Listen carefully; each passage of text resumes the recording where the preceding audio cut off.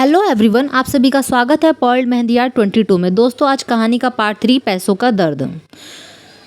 मोहन सिंह ने गुस्से में पैसे छीन लिए, फिर सोनू से कहा, झूठ बोला तो तुझे उल्टा लटका दूंगा। कल से कम 50 रुपये मुझे चाहिए। उषा ने लड़खड़ाती आवाज़ में कहा, खुद तो कुछ काम करता नहीं है, छोटे से बच्चे की मेहनत की कमाई उड़ाता रहता है। मैं एक बार ठीक हो जाऊँ तो इसे लेकर कहीं चली जाऊँगी।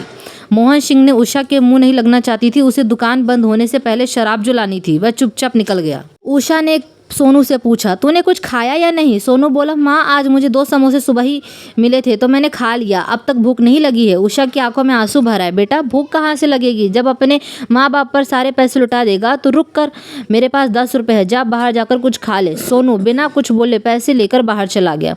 भूख तो उसे लग रही थी, लेकिन अगर बापू को पैसे नहीं देता तो वह माँ को मारता, इसलिए माँ को बचाने के लिए उसने भूख को मार लिया। कुछ देर बाद सोनू खाने के लिए बिस्किट के 2 पैकेट ले आया, एक माँ को दिया और एक खुद खा लिया। उसके बाद थका हारा सोनू सोने के लिए माँ के पास लेट गया। कुछ ही देर में उसे नींद आ गई। सुबह शोर मचने के कारण उसकी आँख खुली तो देखा कि माँ तंबू के बाहर बैठी रो रही है। साथ ही साथ पास में रहने वाली कुछ औरतें थीं। सोनू उठकर उसके पास पहुंचा। माँ, क्या हुआ? तुम रो क्यों रही हो? उषा कुछ कह पाती तभी पास खड़ी करुणा जी ने सोनू को अपने पास लाकर खड़ा कर लिया। बेटा, तेरे पापा का शराब पीकर घर आ रहे थे, तभी उनका एक्सीडेंट हो गया।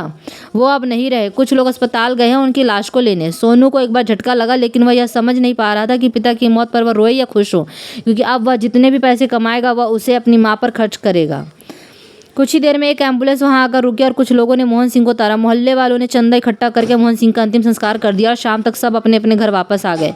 सोनू एक कोने में बैठा था। उषा भी रो रही थी। सबके जाने के बाद सोनू ने कहा, माँ अब बस कर, तुम्हारी तबीयत खराब हो जाएगी। उषा ने सोनू को अपनी गोद में बैठाया, प्यार से उसके सिर पर हाथ फेरा और बोला, भगवान ने तेरे सिर से पिता का साया छीन लिया।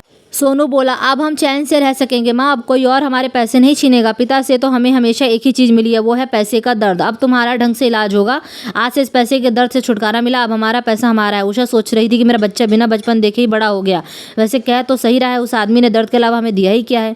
इधर सोनू कल से कमाए जाने वाले पैसों को जोड़ने की सोच रहा था। उसने निश्चय किया कि कल शाम को आते हुए एक गुल्लक जरूर लाएगा, जिससे पैसे उसका बाप छीन लेता था। उन्हें अब उस गुल्लक। दोस्तों, अगर आपको मेरा मेहंदी वीडियो और मेरी कहानी पसंद आई हो तो प्लीज़ मेरे चैनल को लाइक शेयर सब्सक्राइब कीजिएगा। दोस्तों, मेरे लॉन्ग वीडियोस में बहुत अच्छी अच्छी कहानी और मेहंदी डिज़ाइंस है। दोस्तों, प्लीज़ उसे भी देखिएगा। Thank you.